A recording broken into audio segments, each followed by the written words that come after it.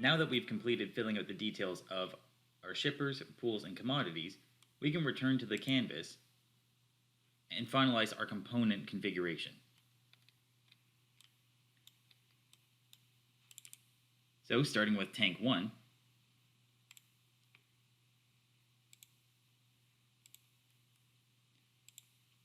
we can constrain the system to allow only particular commodities to flow in and out of the tank.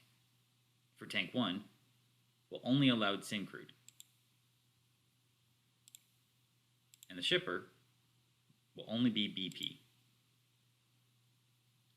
These are multi-select drop-down menus, but for this instance, we'll only have BP. An initial volume we will set to 200,000 barrels.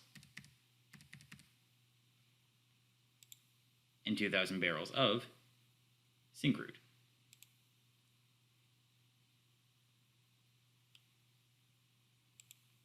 Let's move on to tank 2.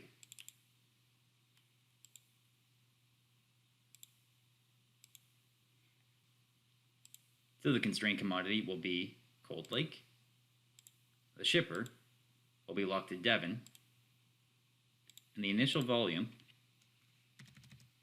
will be 200,000 barrels of Cold Lake.